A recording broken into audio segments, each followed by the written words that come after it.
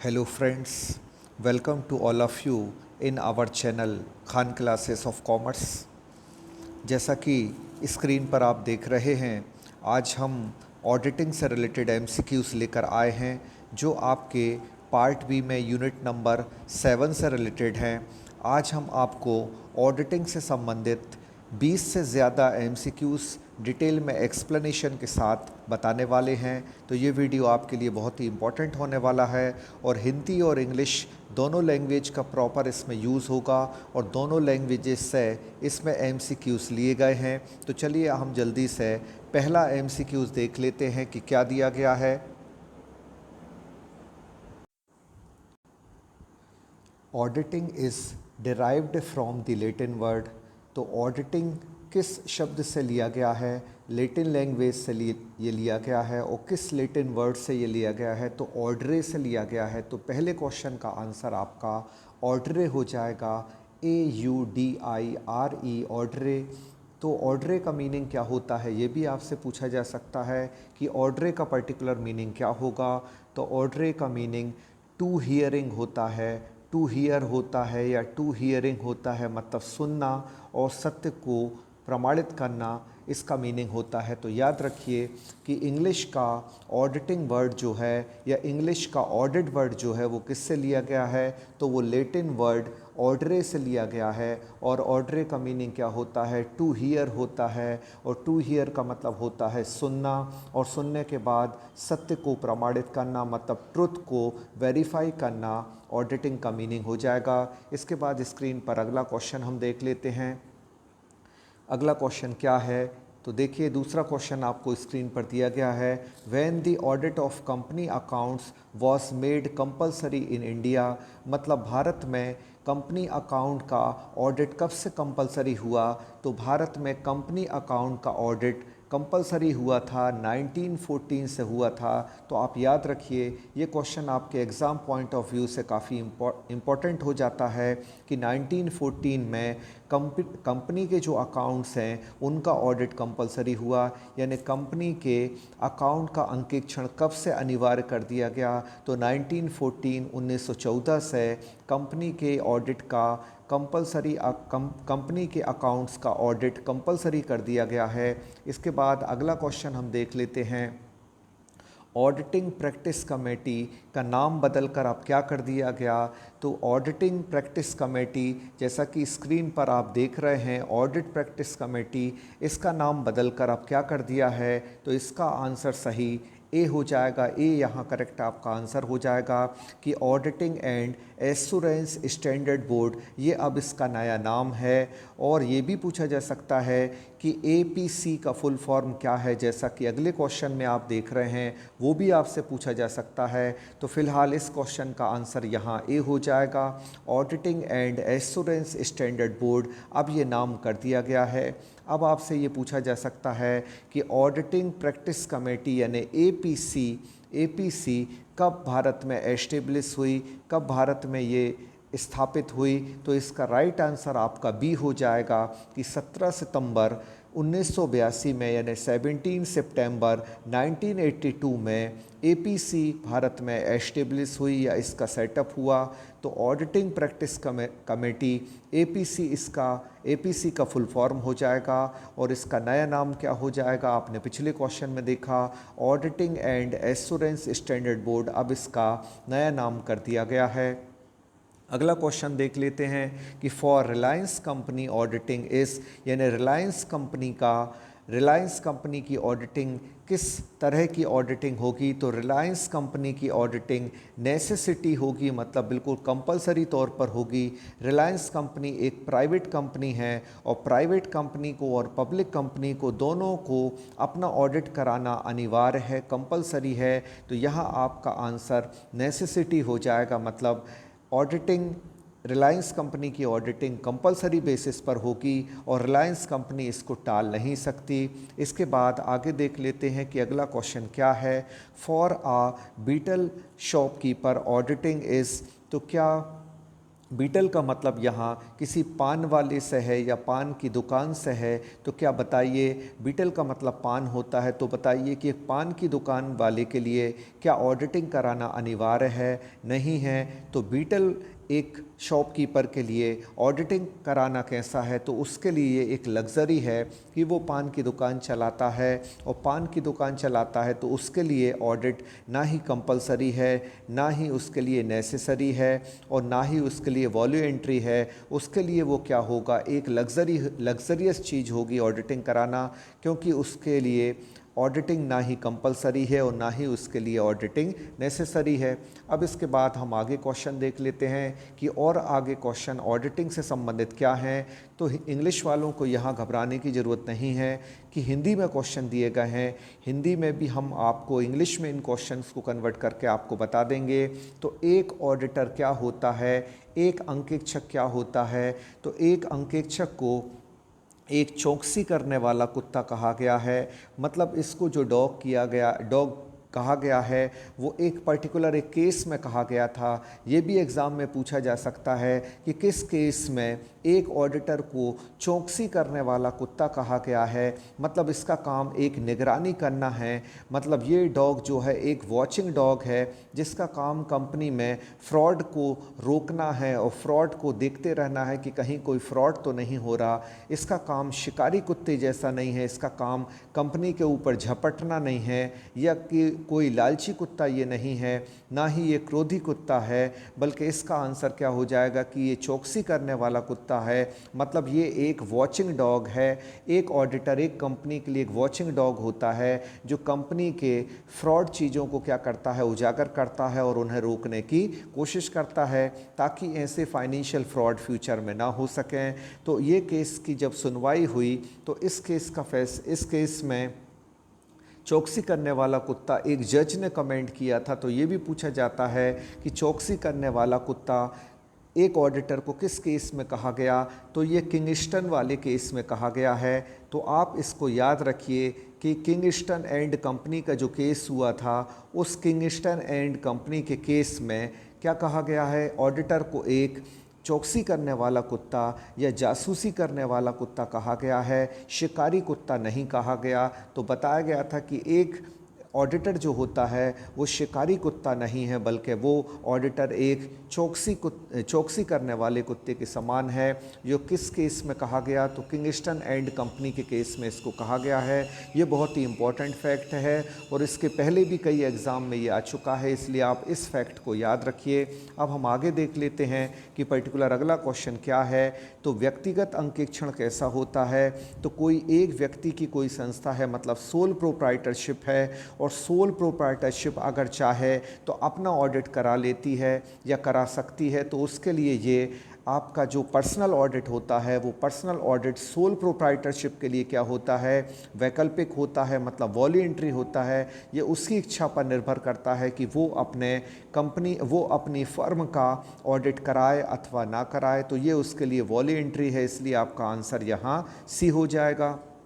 अब इसके बाद एक अंकेक्षक कौन हो सकता है? तो एक अंकेक्षक जो एक ऑडिटर है वो कौन हो सकता है? तो कोई भी ऑडिटर होगा वो सीए होना चाहिए, मतलब कि चार्टर्ड अकाउंटेंट होना चाहिए, और चार्टर्ड अकाउंटेंट ही क्या कर सकता है, ऑडिटिंग कर सकता है। तो यहाँ आपके जो ऑप्शन दिए गए हैं कि कॉस्ट अकाउंटेंट होगा, वो भी नहीं होगा। क्या कोई कॉमर्स ग्रेजुएट होगा, वो भी नहीं होगा। क्या एक लॉ ग्रेजुएट होगा, लॉयर ग्रेजुएट होगा, वो भी नहीं होगा। तो कौन हो सकता है?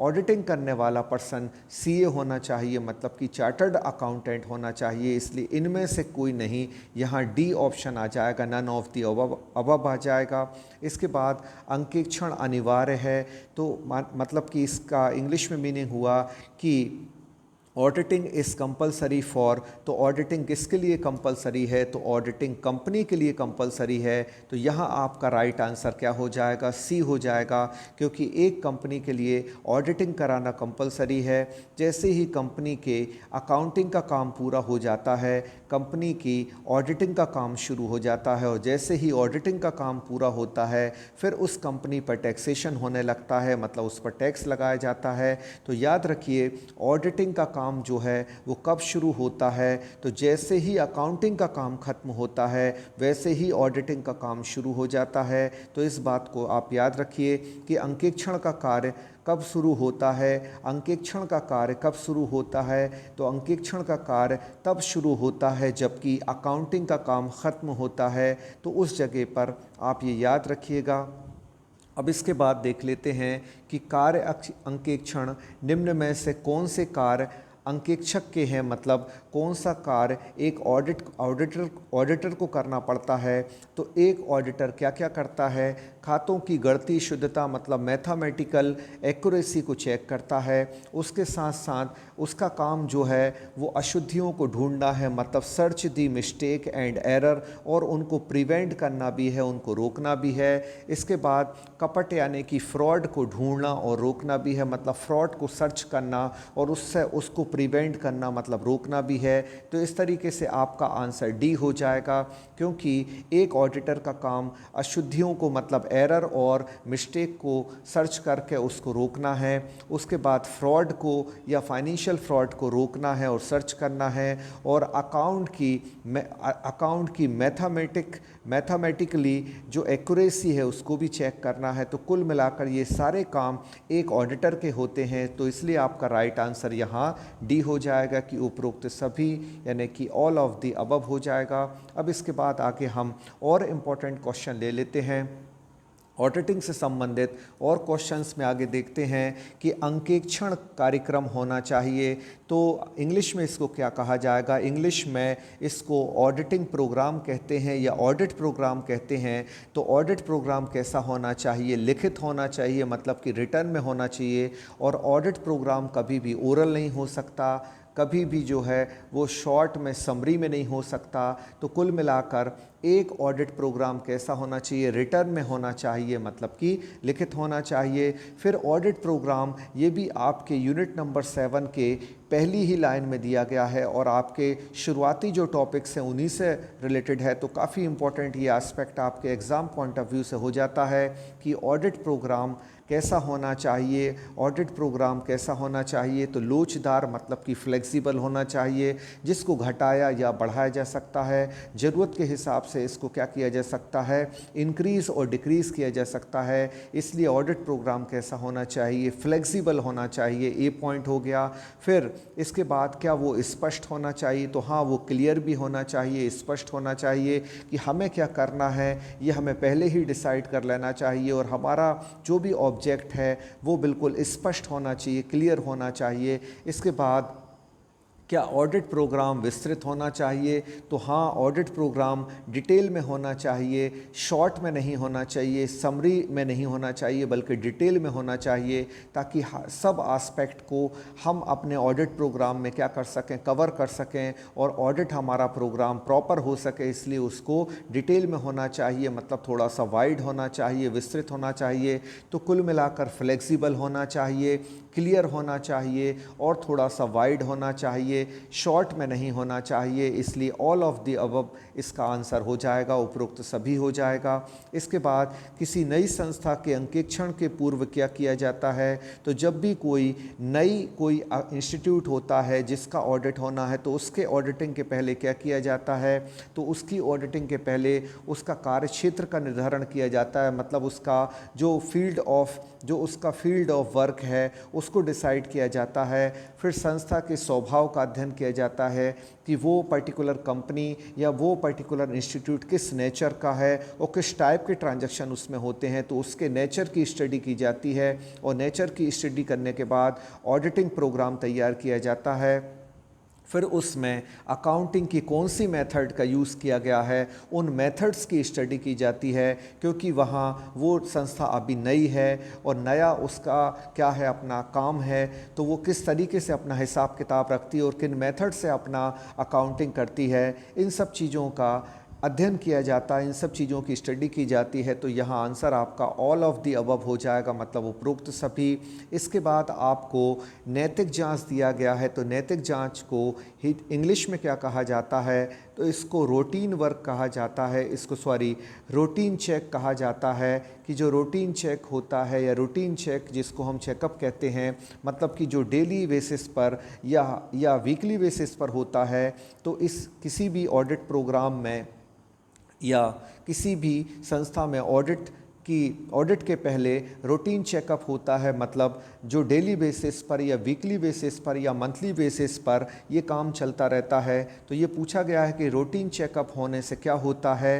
तो रूटीन चेकअप होने से संस्था का खर्च अप्रभावित होता है। मतलब कि कंपनी के जो वर्कर होते हैं या कंपनी के जो अकाउंटेंट होते हैं, वो इंटरनल रूप से ही कंपनी का रूटीन चेकअप कर लेते हैं कि जो हिसाब किताब की प्रक्रिया है, जो हिसाब किताब की प्रोसेस है, मतलब अकाउंटिंग की प्रोसेस है, वो ठीक ढंग से चल रही है कि नहीं, मतलब अकाउंटिंग वर्क प्रॉपर चल रहा है कि नहीं। पता चला कि जब ऑडिट हो तो बहुत सारा हिसाब किताब लिखने से छूट जाए तो वहाँ हिसाब किताब मिलाने में परेशानी होगी। तो इस बात की जानकारी लेना रूटीन चेकअप कहलाता है और ये काम किसी भी संस्था में रेगुलर बेसिस पर चलता रहता है। अब इसके बाद हम और इम्पॉर्टेंट MCQs देख लेते हैं कि ऑडिट ऑफ प्राइवेट कंपनी क्या होगा। किसी भी प्राइवेट कंपनी के लिए ऑडिट कराना कंपलसरी होगा। जैसा कि अभी हमने आपको बताया था, रिलायंस कंपनी के लिए अपना ऑडिट कराना क्या होगा, कंपलसरी होगा। तो कंपनी चाहे प्राइवेट कंपनी हो या पब्लिक कंपनी हो, दोनों को ऑडिट कराना ज़रूरी है। और भारत में किसी कंपनी के लिए ऑडिट कराना कब से कंपलसरी हुआ, जैसा हमने आपको बताया, किसी भी कंपनी को भारत में ऑडिट कराना कब से कंपलसरी हुआ, तो 1914 से कंपलसरी हुआ। ये बहुत ही अहम ईयर है, इसको आप याद रखिए। इस ईयर से ही भारत में कंपनी को ऑडिट कराना या कंपनी अकाउंट्स का ऑडिट कराना जो है वो कंपलसरी हुआ है। इसके बाद अगला क्वेश्चन देख लेते हैं, पर्टिकुलर क्या दिया गया है। तो अगला क्वेश्चन आप देख लें, जैसा कि स्क्रीन पर आप देख रहे हैं, in which country the first institute of charter accountant was establish. तो कौन सी कंपनी ने अपना first institute of charter accountant establish किया, तो ये इंग्लैंड ने स्थापित किया था। तो इसका राइट आंसर यहाँ आपका इंग्लैंड हो जाएगा। इंग्लैंड ही वो पहला देश है जिसने इंस्टीट्यूट ऑफ चार्टर अकाउंटेंट को एस्टेब्लिश किया और इंग्लैंड में इसका इंस्टीट्यूट ऑफ चार्टर अकाउंटेंट की शुरुआत हुई थी, स्थापना हुई थी। अब इसके बाद देख लेते हैं कि इंडियन जो इंस्टीट्यूट है चार्टर अकाउंटेंट का, जिसको हम ICAI कहते हैं, तो ICAI जो है वो भारत में institute of charter accountant of India है। इसकी स्थापना कब हुई, तो भारत में इसकी स्थापना हुई थी 1 जुलाई 1949 में हुई, मतलब 1 जुलाई 1949 में हुई। और ये भी पूछा जा सकता है ICAI का हेड क्वार्टर कहाँ है या हेड ऑफिस कहाँ है, तो आपका आंसर दिल्ली हो जाएगा, मतलब कि दिल्ली हो जाएगा। और दिल्ली में इसका क्या है, हेड ऑफिस है। तो ये भी आप इम्पॉर्टेंट फैक्ट है, इसको याद रखिए। ICAI की स्थापना कब हुई, तो 1 जुलाई 1949 यानी कि 1 जुलाई 1949 में हुई। और कहाँ इसका हेड क्वार्टर है, तो इसका हेड क्वार्टर कहाँ है, दिल्ली में है। फिर इसके बाद क्या एक पब्लिक कंपनी का ऑडिट कैसा है, तो एक पब्लिक कंपनी का ऑडिट कैसा है, तो आपको पता है कि एक पब्लिक कंपनी को भी अपना ऑडिट कराना नेसेसरी है, मतलब कि कंपलसरी है। तो चाहे प्राइवेट कंपनी हो, चाहे प्राइवेट कंपनी हो, चाहे आपकी पब्लिक कंपनी हो, हर प्राइवेट या पब्लिक कंपनी को अपना ऑडिट कराना अनिवार्य है। इसके बाद देख लेते हैं कि एक आपको मत दी गई है, एक आपको क्वेश्चन दिया गया है कि an old machine sold for ₹10,000 but credited to sales account is a error of. तो ये पूछा गया आपसे, ये रेक्टिफिकेशन ऑफ एरर या टाइप ऑफ एरर से ये क्वेश्चन लिया गया है। तो ये किस टाइप का एरर है, एक पुरानी मशीन को 10,000 रुपये में बेच दिया गया, लेकिन उसको सेल्स अकाउंट में लिख दिया। अब आपको पता है कि मशीन जब बिकती है तो उसको मशीन के नाम से लिखते हैं, और गुड्स जब बिकता है तो उसको सेल्स के नाम से लिखते हैं। तो लिखना था मशीन के नाम से और लिख दिया इन्होंने किसके, सेल्स के नाम से।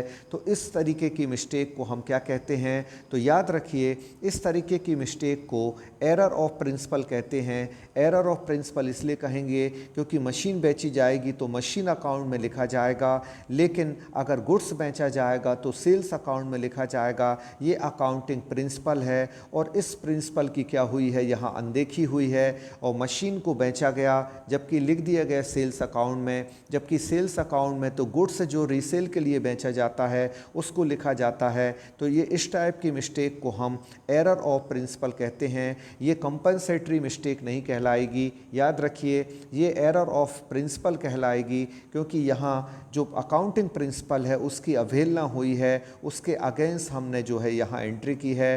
तो this is the error of principle, not the error of compensatory error. इसके बाद देख लेते हैं आगे क्या दिया गया है। Auditing can be define as, तो ऑडिटिंग को हम क्या कह सकते हैं? तो ऑडिटिंग क्या है? Examination of books of account है, मतलब जो हमने अकाउंट्स की बुक प्रिपेयर की हैं उसका एग्जामिन करना ऑडिटिंग कहलाता है। ऑडिटिंग का काम क्या है? लेखा परीक्षा लेना है। लेखा परीक्षा का मतलब क्या होगा? अकाउंट की परीक्षा लेना है कि जो हमने अकाउंट्स प्रिपेयर किए हैं वो अकाउंट सही हैं कि नहीं हैं, उनमें सही मेथड का यूज़ किया गया है कि नहीं किया गया, उनमें सही टोटल लगाया गया है कि नहीं लगाया गया, कहीं उसमें कोई फाइनेंशियल फ्रॉड तो नहीं है, और अगर कोई अकाउंटिंग की मेथड की मिस्टेक है तो उसको उजागर करना भी अकाउंटिंग का काम है। तो ये सारे क्वेश्चंस हम आपके आज ऑडिटिंग से लेकर आए और ऑडिटिंग से लेकर आए ये सेशन आपको अच्छा लगा होगा। मोर देन 20 क्वेश्चंस आज हम इसमें लेकर आए थे और जिसमें हमने आपको ऑडिटिंग से रिलेटेड अच्छी इन्फॉर्मेशन आपको प्रोवाइड की ताकि ऑडिटिंग जो यूनिट नंबर 7 है वो आपकी कुछ हद तक कवर हो सके। लेकिन अभी ऑडिटिंग का और भी सिलेबस बाकी है जो कि हम अगले और भी वीडियोस में लेकर आने वाले हैं। जो क्वेश्चन आप स्क्रीन पर आज देख रहे थे ये सारे क्वेश्चन हमने एक सिलेक्टेड बुक से जो है वो कलेक्ट किए हुए हैं और मोर देन 300 क्वेश्चन का हमारा कलेक्शन है यूनिट नंबर 7 को कवर करने के लिए। तो याद रखिए यूनिट नंबर 7 में ऑडिटिंग पार्ट को कवर करने के लिए मोर देन 300 MCQs का हमने जो है वो क्या कर रखा है, कलेक्शन कर रखा है। अगर ये सारा कलेक्शन आप हमारे प्रैक्टिस सेट में लेना चाहते हैं तो आप हमारे कोर्स को ज्वाइन कर लें। हम लगभग हर यूनिट में काफ़ी MCQs प्रैक्टिस के लिए प्रोवाइड कर रहे हैं। पहले हम वीडियो लेक्चर प्रोवाइड करते हैं, देन उसी की PDF फाइल प्रोवाइड करते हैं ताकि आप उसको रीड कर सकें और प्रॉपर नोट्स बना सकें। और फिर प्रैक्टिस के लिए हर चैप्टर वाइज हम क्या प्रोवाइड कर रहे हैं, MCQs प्रोवाइड कर रहे हैं। अभी आपने ये मोर देन 20 MCQs देखे, ये सिर्फ एक उसका एक छोटा सा सैंपल है क्योंकि हम टॉपिक वाइज क्या प्रोवाइड कर रहे हैं, MCQs का सेट डेली बेसिस पर प्रोवाइड करते हैं। अगर आपको हमारे कोर्स के बारे में और कोई भी जानकारी लेना है तो आप हमारे नंबर पर कॉल कर सकते हैं और हमसे पूरी इन्फॉर्मेशन ले सकते हैं कि हम किस तरीके से MPPSC टैक्सेशन असिस्टेंट की पूरी तैयारी कंप्लीट करा रहे हैं। और इसका कोर्स जो है वो 5 नवंबर तक हम कंप्लीट करा देंगे। अभी एक हमारा दूसरा बैच भी है और उस दूसरे बैच में फर्स्ट यूनिट चल रही है। तो जो भी स्टूडेंट अभी इंटरेस्टेड हैं उनको पहली यूनिट से पूरे टॉपिक, MCQs और प्रैक्टिस सेट और वीडियो लेक्चर आसानी से मिल सकते हैं। तो इसके लिए आपको हमें कॉल करना होगा ताकि हम पूरी इन्फॉर्मेशन आपको प्रोवाइड करें। आज तक के लिए बस इतना ही। Thank you so much to all of you.